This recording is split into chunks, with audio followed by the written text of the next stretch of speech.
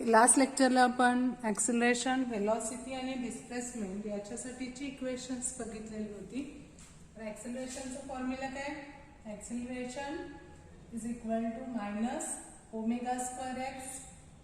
Velocity v is equal to we have seen plus minus omega square root of a square minus x square and x is equal to a sine of omega t plus phi.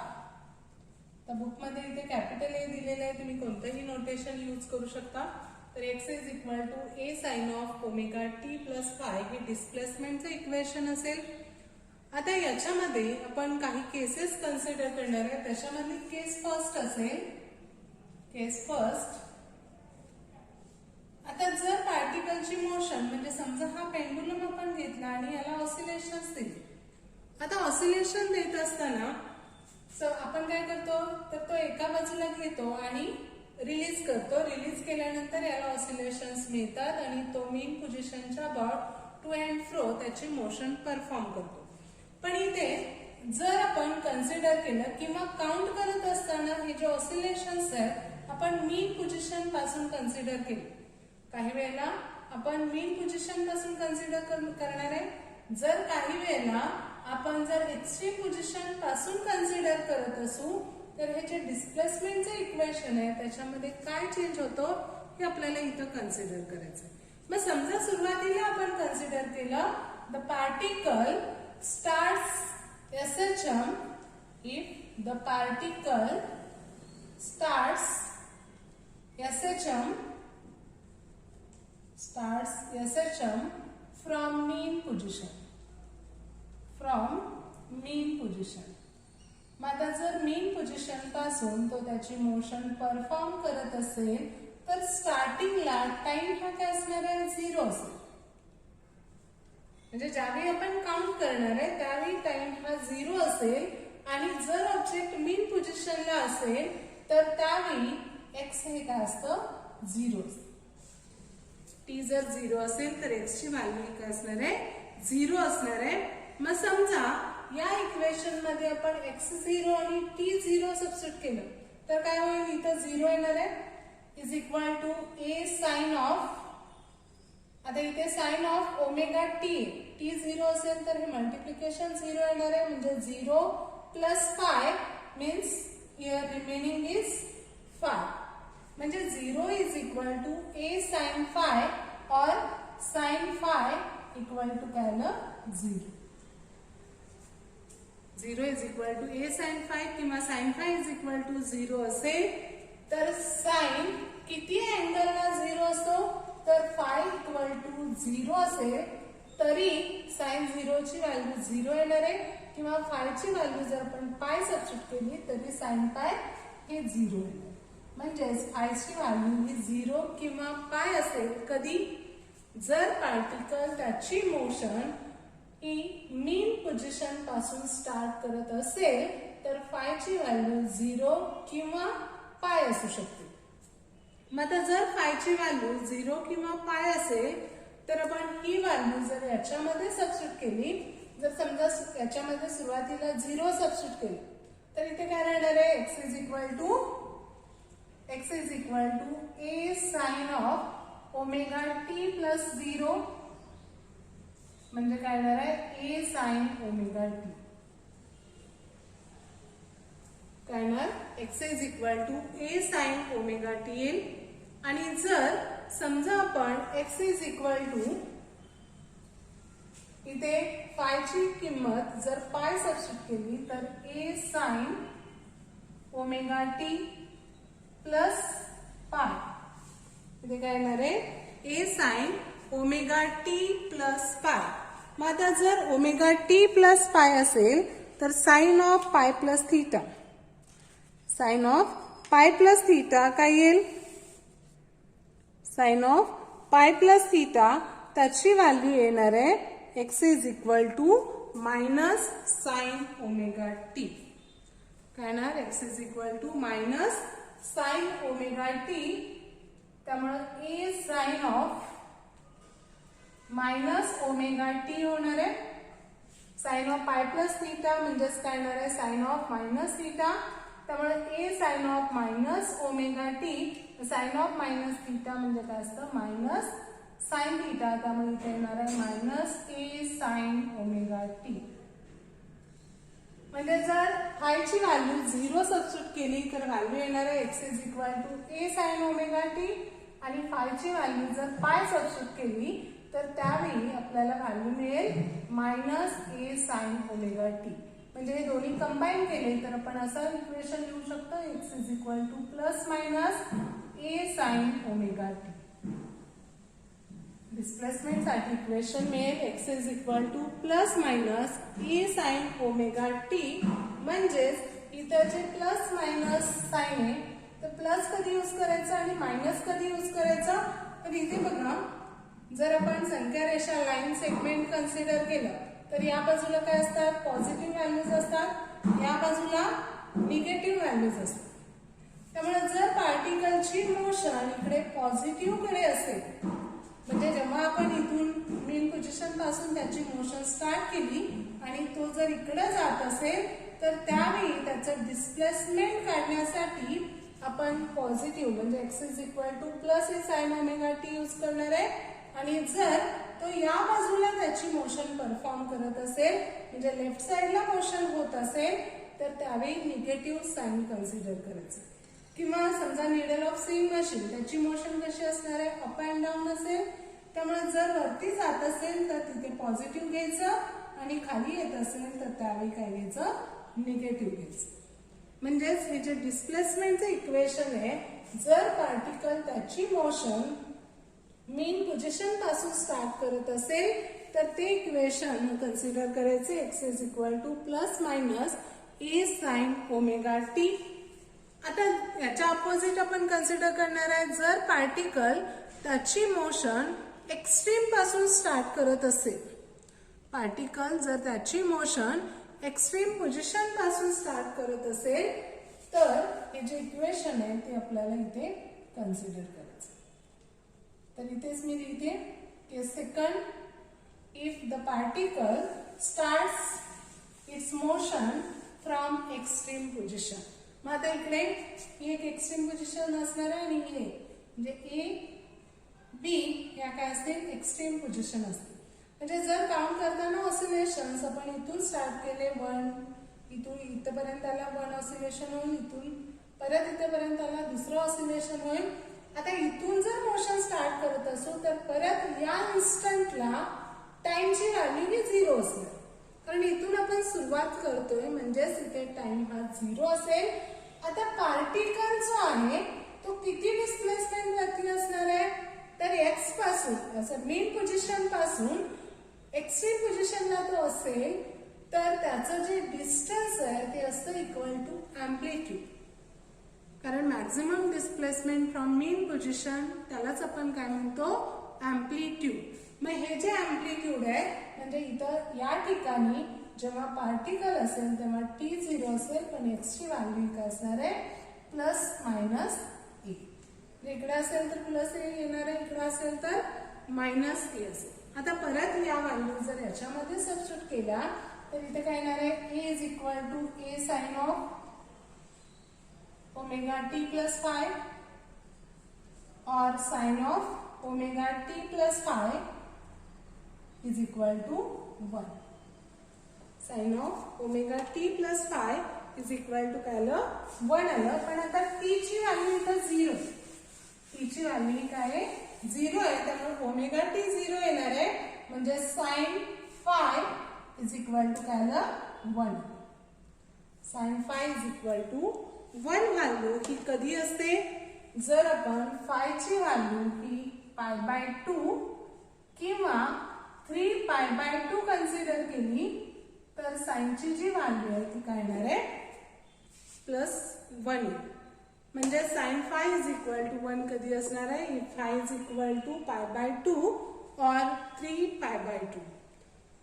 आता याच्यामध्ये आपण परत काय करणार आहे या equation मध्ये five ची व्हॅल्यू एकदा π/2 आणि एकदा 3π/2 सबस्टिट्यूट करायची. त्यानंतर आपल्याला जे इक्वेशन मिळेल ते इक्वेशन आपण जर मोशन एक्स्ट्रीम पासून स्टार्ट होत असेल तर तिथे आपण यूज करणार. तर इथे तुम्ही हे पण इक्वेशन नेहमी यूज करू शकता, म्हणजे मेन पोझिशन असेल किंवा एक्स्ट्रीम असेल. पण तुम्हाला जर इझिली पटकन कॅल्क्युलेशन पाहिजे असेल तर मात्र मेन पोझिशन आणि एक्स्ट्रीम साठी जे इक्वेशन्स आहेत ते आपण डायरेक्टली यूज करू शकतो. म्हणजे मीन साठी x इज इक्वल टू काय घ्यायचं, plus minus a sin omega T. आता याच्यामध्ये फाय ची व्हॅल्यू सुरुवातीला π/2 सबस्टिट्यूट करूया. इथे मिळेल x is equal to a sin of omega t plus π/2. आता साइन ऑफ π/2 प्लस थीटा म्हणजे काय तर साइन थीटा, त्यामुळे इथं राहणार आहे a sin ओमेगा टी. आणि जर आपण फाय ची व्हॅल्यू 3π/2 सबस्टिट्यूट केली, a sin of omega t plus 3π/2, तर साइन ऑफ 3π/2 प्लस थीटा म्हणजे काय येणार आहे minus a sin omega T. तर हे जे सगळे फॉर्म्युलेज आहेत तुम्हाला मॅथ्स मध्ये झालेले आहेत. Sign of pi plus theta असेल, साइन ऑफ π/2 प्लस थीटा असेल किंवा साइन ऑफ 3π/2 प्लस थीटा असेल, तर इथं व्हॅल्यू येणार आहे x is equal to minus a sin omega t, sorry sine of omega t plus theta म्हणजे इथं होतं कॉस ओमेगा टी. इथे काय असणार आहे, कॉस ओमेगा टी असेल आणि इथे sine of omega t plus 3π/2 म्हणजे इथे येणार minus a cos omega t. त्यामुळे हे जर दोन्ही कंबाईन केले तर आपल्याला x ची व्हॅल्यू मिळेल x is equal to plus minus a cos omega T. The displacement of a particle if the motion of particle starts from extreme position is x is equal to plus minus a cos omega t. आता इथे पण plus sign कधी use करायचे, जर तो positive extreme पासून त्याची motion start करत असेल, म्हणजे इथून जर त्याची मोशन स्टार्ट झाली तर त्यावेळी इथं काय घ्यायचे, प्लस साइन घ्यायचे. आणि जर निगेटिव्ह पासून मोशन स्टार्ट होत असेल तर मात्र निगेटिव्ह साइन इथे यूज करावं लागेल. आता हे झालं दोन केसेस, म्हणजे पार्टिकलची मोशन एक्स्ट्रीम किंवा मेन पोझिशन पासून स्टार्ट होत असेल तर डिस्प्लेसमेंटचे जे इक्वेशन्स आहेत ते आपल्याला काय लिहिता येतील ते आपण बघूया. आता ऍक्च्युली आपण वेलॉसिटी आणि एक्सेलरेशनच्या व्हॅल्यू काढलेल्या आहेत. त्या काय आहे, acceleration is equal to minus omega square x, v is equal to plus minus omega square root of h square minus x square. पण आणखी इक्वेशन आपण या डिस्प्लेसमेंट वरून काढू शकतो. म्हणजेच आपल्याला मिळते velocity is equal to rate of change of displacement, that is dx/dt. मग जर dx/dt असेल तर इथे आपण घेऊ शकतो d/dt ऑफ x ची व्हॅल्यू आहे a sin omega t plus 5. आता याचं डेरिव्हेटिव्ह आपल्याला घ्यायचंय. मग हे डेरिव्हेटिव्ह जर आपण घेतलं तर विथ रिस्पेक्ट टू टाइम आहे, त्यामुळे साइनचं डेरिव्हेटिव्ह हे काय येणार आहे, मायनस कॉस येईल, म्हणजे minus a cos of omega t plus 5. म्हणजे साइन थीटा असेल तर त्याचं डेरिव्हेटिव्ह आपण काय घेतो, मायनस कॉस थीटा. त्यामुळे इथं sine of omega t plus 5 असेल तर त्याचं येणार minus cos omega t plus 5. आता परत या ब्रॅकेटमध्ये हे व्हेरिएबल आहे, टाइम हे व्हेरिएबल आहे, त्यामुळे ओमेगा टी याचं पण डेरिव्हेटिव्ह आपल्याला घ्यावं लागेल आणि हा कॉन्स्टंट असल्यामुळे त्याचं डेरिव्हेटिव्ह 0 येईल. मग ओमेगा टीचं डेरिव्हेटिव्ह हे काय येणार आहे, ओमेगा येईल. म्हणजे वेलॉसिटीसाठी आणखी एक इक्वेशन आपल्याला मिळेल जे या हार्मोनिक फंक्शनच्या टर्म मध्ये असेल, कोसाइनच्या किंवा साइनच्या फंक्शन मध्ये असेल, ते असणार आहे v is equal to minus a omega cos of omega t plus 5. आता परत आपण ऍक्सेलरेशन साठी पण काढू शकतो. मग ऍक्सेलरेशन साठी आपण काय घेतो, a is equal to dv/dt, rate of change of velocity with respect to time. मग वेलॉसिटी आपल्याला मिळालेली आहे म्हणजेच v/dt of minus a omega cos of omega t plus 5. आता याचं डेरिव्हेटिव्ह घ्यायचे, याचं डेरिव्हेटिव्ह घेतलं तर हे मायनस ए ओमेगा आहे तसं राहील. कॉस थीटाचं डेरिव्हेटिव्ह हे काय येणार आहे आता साइन थीटा म्हणजे sine of omega t plus phi. कॉसचं डेरिव्हेटिव्ह हे काय येणार आहे साइन थीटा त्यामुळे minus a omega sine of omega t plus phi येईल. आता परत ओमेगा टीचं डेरिव्हेटिव्ह घेतलं तर ते ओमेगा येणार आहे त्यामुळे हे मायनस ए ओमेगा त्याला ओमेगाने मल्टिप्लाय केलं तर इथं मिळेल minus a omega square sine of omega t plus phi. म्हणजे ऍक्सिलरेशनसाठी जे इक्वेशन आहे ते येणार आहे minus a omega square sine of omega t plus phi. आता बघा हे जे इक्वेशन आहे acceleration is equal to minus omega square x हे इथे पण आपल्याला मिळू शकतं कारण हे जे ए आणि हे sine of omega t plus phi ही कशाची व्हॅल्यू बघा a sine of omega t plus phi म्हणजे एक्स आहे. त्यामुळे इथे काय येणार आहे इक्वल टू मायनस हे ओमेगा स्क्वेअर आणि या बाकीच्यासाठी आपण जर एक्स लिहिलं तर ऍक्सिलरेशन हे काय असेल ऍक्सिलरेशन हे काय असणार आहे मायनस ओमेगा स्क्वेअर एक्स. म्हणजेच इथे परत आपल्याला एक्स व्ही आणि ए याच्यासाठी इक्वेशन मिळाली. आता आपण सुरुवातीलाच बघितलं होतं ह्या मोशनला सिंपल हार्मोनिक मोशन का म्हणतात कारण त्याचं डिस्प्लेसमेंट व्हेलॉसिटी ऍक्सिलरेशन याच्यामध्ये हार्मोनिक फंक्शन्स असतात. हार्मोनिक फंक्शन्स म्हणजे साइन आणि कोसाइन फंक्शन्स. म्हणजेच इथे बघा या इक्वेशन मध्ये साइन आहे याच्यामध्ये कोसाइन आहे इथे परत साइन आलं त्यामुळे ही जी मोशन आहे this motion is called harmonic motion. म्हणजे ही जी लिनियर मोशन आहे त्याला आपण काय म्हणतो हार्मोनिक मोशन असं आपण कन्सिडर करतो. आता परत याच्यामध्ये आपण वेगवेगळ्या केसेस म्हणजे मीन पोझिशनला किंवा एक्स्ट्रीम पोझिशनला व्हेलॉसिटी किंवा ऍक्सिलरेशन याच्या ज्या व्हॅल्यूज आहेत त्या कुठे मॅक्झिमम असतात कुठे मिनिमम असतात या कन्सिडर करणार आहे. तर तुम्हाला कॉम्पिटेटिव्ह एक्झामसाठी किंवा न्यूमेरिकल सॉल्व्ह करायचे असतील किंवा MCQ मध्ये सुद्धा याच्यावरती क्वेश्चन विचारला जाऊ शकतो. तर इथे आपण याच्या व्हेलॉसिटी ऍक्सिलरेशन याच्या ज्या व्हॅल्यूज आहेत त्या इथे कुठे मॅक्सिमम कुठे मिनिमम असतात हे कन्सिडर करण्यासाठी आपण सुरुवातीला डिस्प्लेसमेंट घेऊ. म्हणजे एक्स्ट्रीम व्हॅल्यूज ऑफ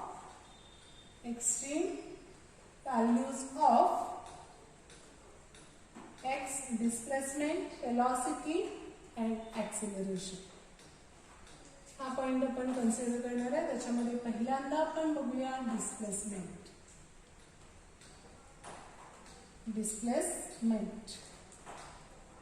आता डिस्प्लेसमेंटचं इक्वेशन आपण बघितलेलं होतं मेन पोझिशन पासून मोशन स्टार्ट होत असेल तर.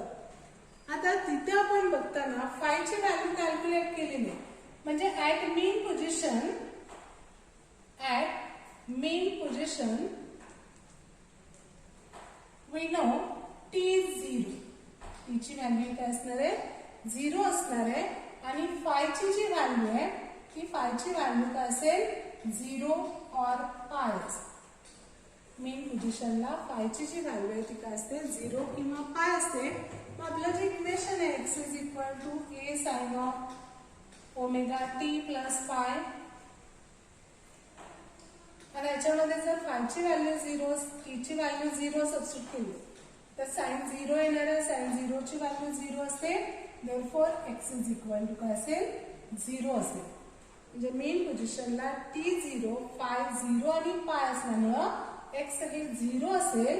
That is x is minimum और displacement is minimum at mean position. Mean पोझिशनला डिस्प्लेसमेंटची व्हॅल्यू ही काय असते मिनिमम असते सगळ्यात कमी असते.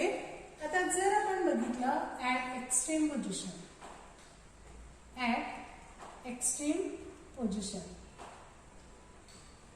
आता एक्स्ट्रीम पोझिशनला हे जे टी आहे ते टी आपण 0 कन्सिडर केलेलं आहे आणि फायची व्हॅल्यू मात्र π/2 किंवा 3π/2 असेल. π/2 और 3π/2.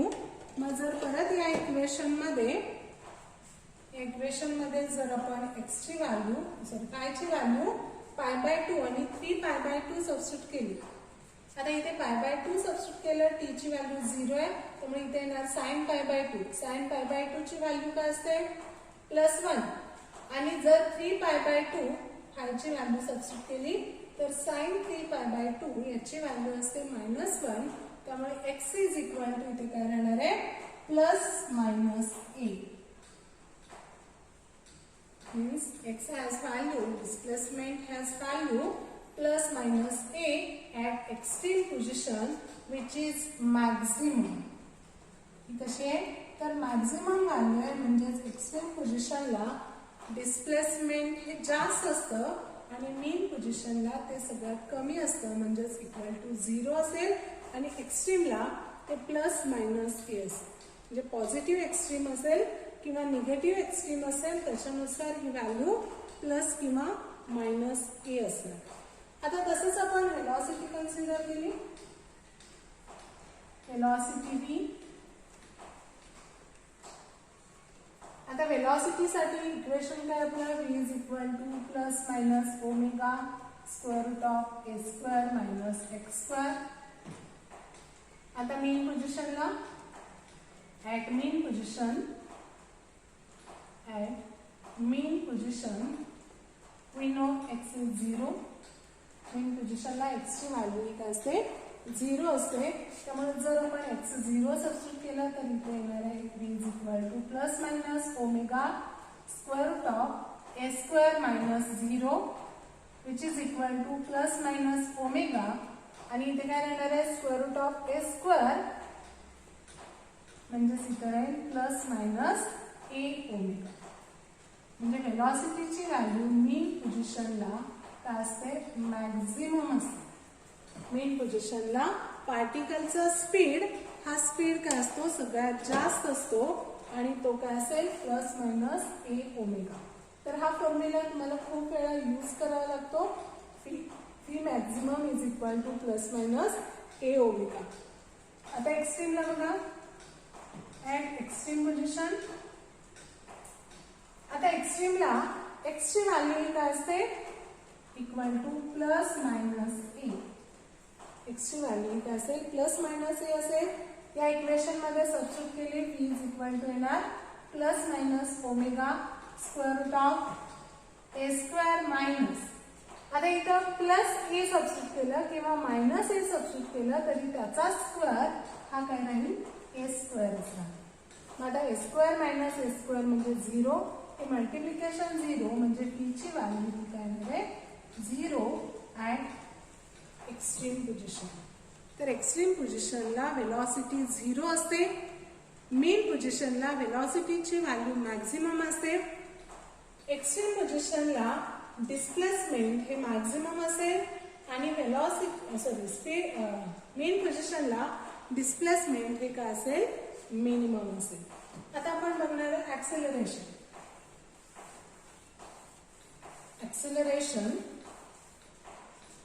आता ऍक्सेलरेशन त्याचा फॉर्म्युला काय -ओमेगा²x. हा ऍक्सेलरेशनचा फॉर्म्युला आहे. परत आपण कन्सिडर करणार आहे at mean position x is equal to 0. मग x 0 असेल याच्यामध्ये 0 सबस्टिट्यूट केलं तर ऍक्सेलरेशन हे काय येणार आहे equal to 0. x equal to 0 असेल तर ऍक्सेलरेशन 0 येणार आहे. And if we consider at mean position at extreme position, तर एक्स्ट्रीम पोझिशनला x ची व्हॅल्यू ही काय असते +-a. मग +-a असेल तर याच्यामध्ये ऍक्सेलरेशन इक्वल टू काय येणार +-a ओमेगा². म्हणजे इथे जर +a सबस्टिट्यूट केलं तर -a ओमेगा² होईल. -a सबस्टिट्यूट केलं तर इथे काय होणार आहे +a ओमेगा² म्हणजे acceleration has maximum value at extreme position which is equal to +-a omega².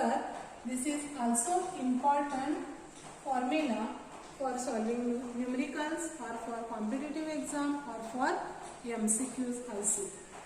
तर इथं acceleration has minimum value at mean position, maximum value at extreme position.